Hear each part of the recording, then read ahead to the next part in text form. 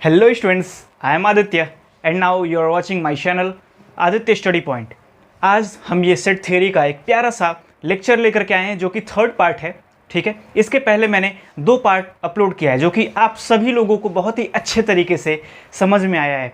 ठीक है, अगर आप में से कोई ऐसा भी छात्र है, ऐसा कोई स्टूडेंट अगर है जिसने उन 2 पार्ट्स को नहीं देखा है तो उनको आप जाइए देख करके आइए, क्योंकि लिंक मैंने डिस्क्रिप्शन में लगा दिया है। अगर आप उन 2 वीडियोस को नहीं देखेंगे तो ये वीडियो आपको समझने में हो सकता है कि थोड़ा प्रॉब्लम हो।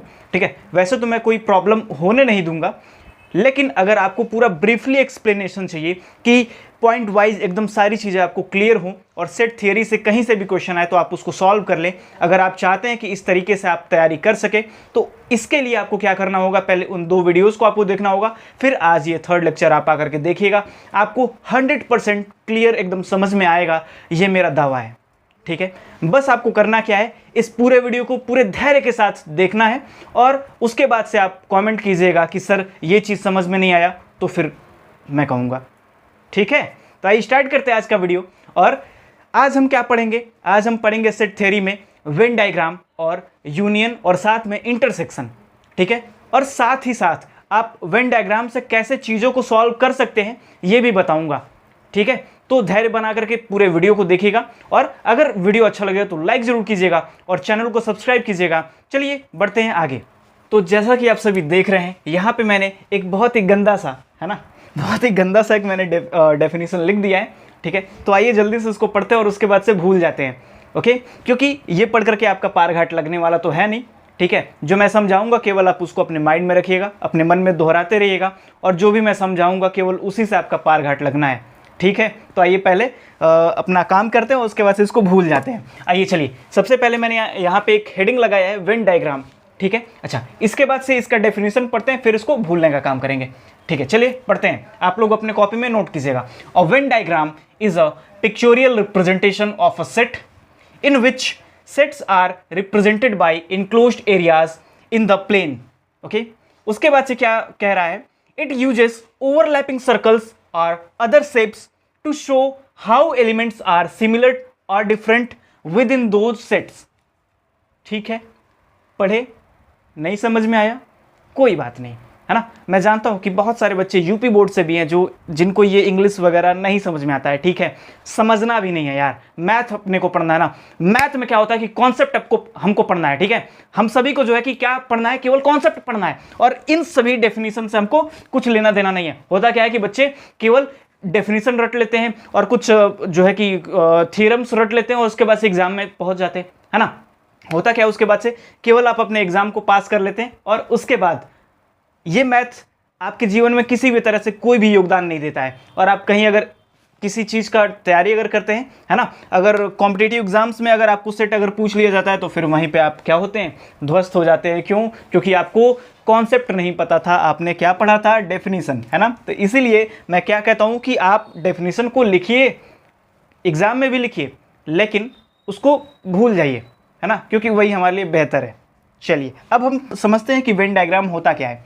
अच्छा, मैंने आपको बताया था कि सेट्स क्या होते हैं। सेट किसी भी चीज़ का एक जो है कि समूह, ठीक है, वेल डिफाइंड कलेक्शन होना चाहिए। ठीक है, अगर ऐसा हमारे पास कोई भी चीज़ है तो वो क्या कहलाएगा, सेट कहलाएगा। ये आप सभी को पता है ना। सॉरी। अच्छा, मैंने आपसे बताया था कि अगर कहीं कुत्तों का समूह है, कहीं बिल्लियों का समूह है, कहीं भैंसों का समूह है ना, तो वहां पे क्या होने चाहिए, कुत्तों के समूह में केवल कुत्ते होने चाहिए, बिल्लियों के समूह में केवल बिल्लियां होनी चाहिए, भैंसों के समूह में केवल भैंसे होने चाहिए, है ना। अगर ऐसा है तो वो क्या है, सेट है ना। लेकिन उसके साथ साथ होना क्या चाहिए था, कर्ली ब्रैकेट, है ना, और उसके बाद एलिमेंट्स जितने भी होंगे उनको कॉमा से सेपरेट करना था। ये तो रहा भाई आज तक हमने जो पढ़ा है। अब उस सेट को यहाँ पे वेन डायग्राम के माध्यम से हम कैसे समझेंगे। वेन डायग्राम होता क्या है, यहाँ पे हम क्या करते हैं कि एक रेक्टेंगल बनाते हैं और उसमें कुछ सर्कल्स बनाते हैं। ठीक है, जैसे क्या करते हैं, एक रेक्टेंगल बनाते हैं, है ना, चतुर्भुज, और उसके बाद उसमें कुछ गोले बना देते हैं। ठीक है, ऐसा कुछ भी गोला बना देंगे और उस गोले के माध्यम से हम क्या करते हैं, अपने सेट को रिप्रेजेंट करते हैं सबके सामने। समझ रहे हो। और यही जो झंडू सा चीज़ है ना, यही हमारा वेन डायग्राम है।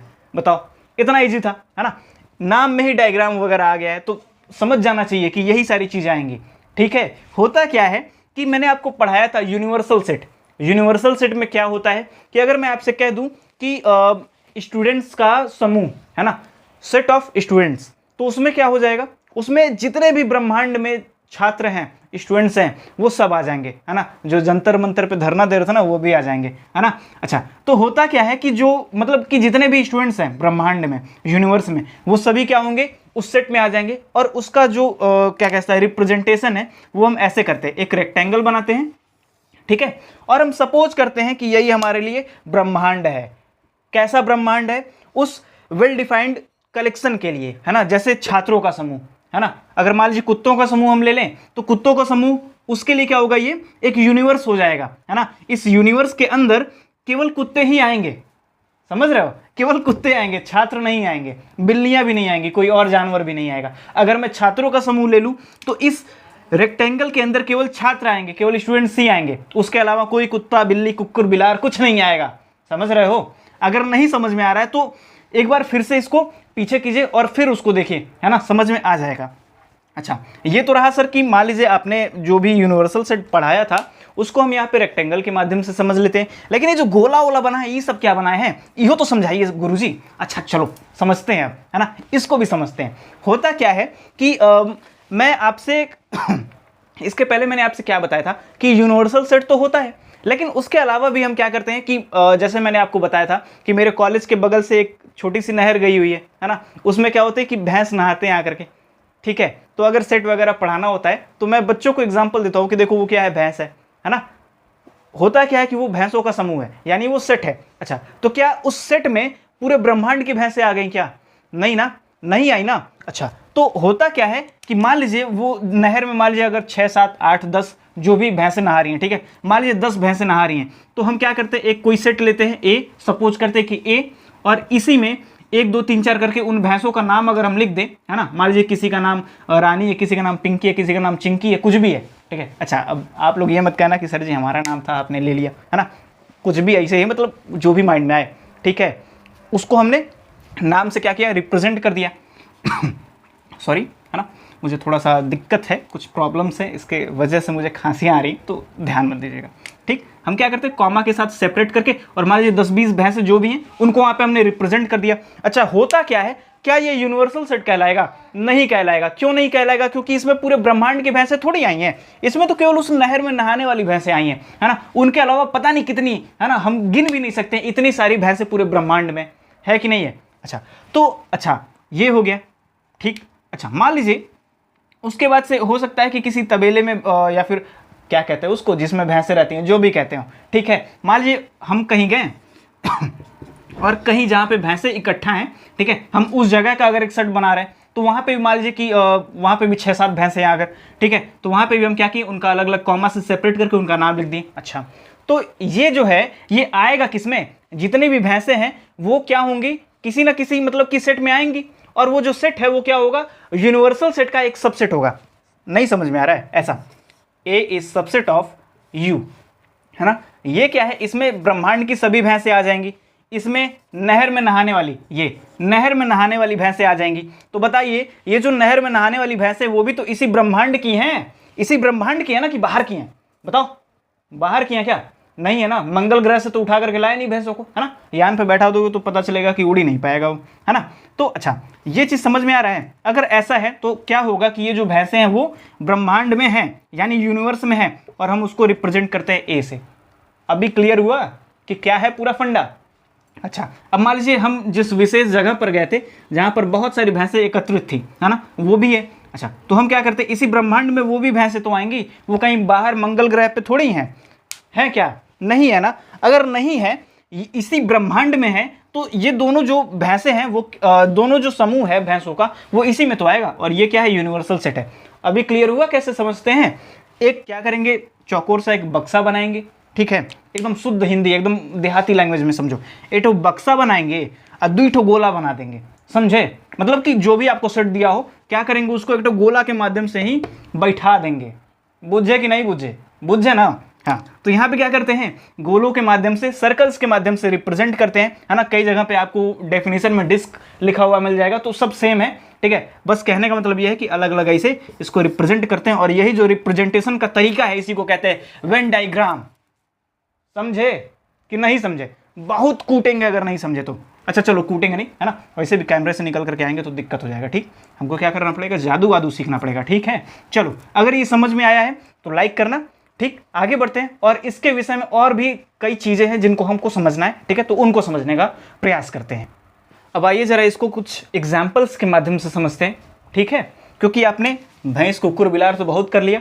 अब आइए वास्तविक तौर पे हमारे एग्जाम में आएगा क्या वो देखते हैं, ठीक है। मान लीजिए हमारे पास कोई सेट है ए, कोई सेट हमारे पास ए है, इसमें हमने नेचुरल नंबर्स को रखा है 1 2 3 4, ओके, यहाँ तक हो गया। अच्छा, कोई हमने सेट ले लिया बी, ठीक, इसमें क्या है, इसमें हमने रखा 1 2 3, ठीक, इतना हो गया। चलिए बहुत अच्छे। अब हम क्या करते हैं, हमारे पास कोई ऐसा भी तो सेट होगा जो नेचुरल नंबर का समूह होगा, है ना, मतलब कि अच्छा एक बात बताइए आप, सेट आउट को छोड़िए, केवल ये ए इक्वल्स टू इतना है, बी इक्वल्स टू इतना है, इतना क्लियर है ना। अच्छा, उसके बाद क्या होता है कि अगर हम नेचुरल नंबर को अगर हम देखें, नेचुरल नंबर में आते क्या क्या है, अच्छा ये तो सही लिखे थे, नेचुरल नंबर में आते क्या क्या है, 1 2 3 4 5 6 एंड सो ऑन इनफाइनाइट तक आते हैं कि नहीं आते हैं, आते हैं ना। अच्छा, तो अभी अगर हमको इसका कुछ डायग्राम वगैरह अगर बनाना होगा तो हम कैसे बनाएंगे, आइए देखते हैं। सबसे पहले क्या करेंगे, एक रेक्टेंगल बनाएंगे, अरे वही बक्सा, एक तो बक्सा बनाएंगे, और उसके बाद से क्या करेंगे, इसी को लिख देंगे कि u है। हाँ, u बोले तो मतलब कि n, ठीक है, यानी एक से लेकर के इनफाइनाइट तक जितने भी नंबर आते हैं आप उनको गिन भी नहीं सकते हैं, वो सब इस बक्से में आ जाएंगे, है ना। सोचो सोचो कितना खतरनाक चीज़ है ये, है ना, कि पूरे जितने भी नेचुरल नंबर हैं उनको क्या कर रहे हैं, एक बक्से में बंद कर दे रहे हैं, है ना, इसको एक ब्रह्मांड मान रहे हैं, मतलब कि इसमें एक से लेकर के इनफाइनाइट तक सभी नंबर्स आ जाएंगे, ठीक है। इतना यहाँ तक क्लियर है ना, क्लियर है। चलो आगे बढ़ते हैं। अभी क्या करते हैं, एक हमारे पास सेट ए है और एक सेट हमारे पास बी है। यहाँ पे हम ये देख पा रहे हैं कि जो बी है वो क्या है, सबसेट ऑफ ए है।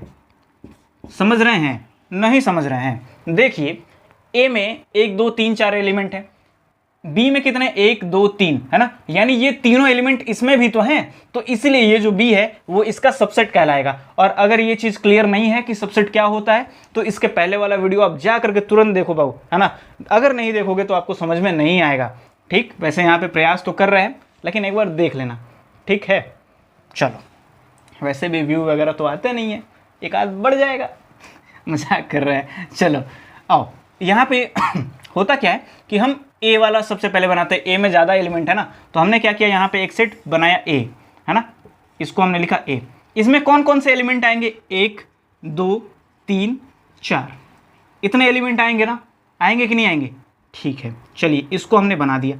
अब हमको अगर यहाँ पे बी बनाना है और हमको ये पता है कि बी के जितने एलिमेंट है वो सारे ए में है, पहले से हैं, है ना, यानी बी में एक भी ऐसा एलिमेंट नहीं है जो बी में, मतलब कि कोई भी ऐसा एलिमेंट नहीं है जो कि ए में ना हो। इतना क्लियर है ना, ठीक है, कंफ्यूज नहीं होना है, ठीक, ए बी में कंफ्यूज नहीं होना है। मतलब इसमें देखो, इसमें एक भी ऐसा एलिमेंट है जो इसमें ना हो, इसमें तो मान लीजिए एक 4 है जो कि उसमें नहीं है, लेकिन इसमें कोई ऐसा एलिमेंट है जो इसमें नहीं है। अच्छा, ऐसा अगर नहीं है तो ये क्लियर हो रहा है कि बी जो है वो ए का सबसेट है। अच्छा, अगर ऐसा है तो हम क्या करेंगे, ये जो बी है ना उसका सर्कल हम बनाएंगे ऐसा, बी, है ना, जानते हैं क्यों, देखिए 1 2 3 4 और इसमें जो एंड्स ऑन इनफाइनाइट, समझ रहे हैं, यानी 1 2 3 सर्कल बी में आ गए, 1 2 3 4 पूरे के पूरे सर्कल ए में आ गए, 1 2 3 4 5 6 7 8 से लेकर के इनफाइनाइट तक यूनिवर्सल सेट में आ गए, यानी हमारे चरखुंटा वाले बक्सा में आ गए, बुझे, यानी किस में आए, रेक्टेंगल वाले बॉक्स में आ गए। तो मुझे लगता है कि शायद अब आप लोगों को चीज़ें थोड़ा सा क्लियर होना स्टार्ट हो गई होंगी, है ना। चलिए इसके अलावा और भी कुछ चीज़ें देखते हैं। अच्छा, इसको मिटाते हैं।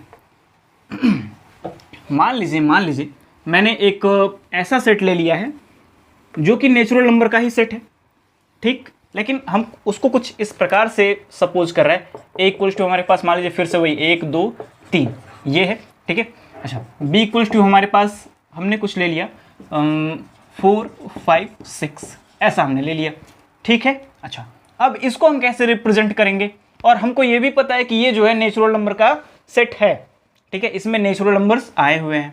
अच्छा, तो हम क्या करते हैं, एक रेक्टेंगल वाला बॉक्स बनाते हैं, वही बक्सा अपना, ठीक है, इसको हम लिखते हैं U।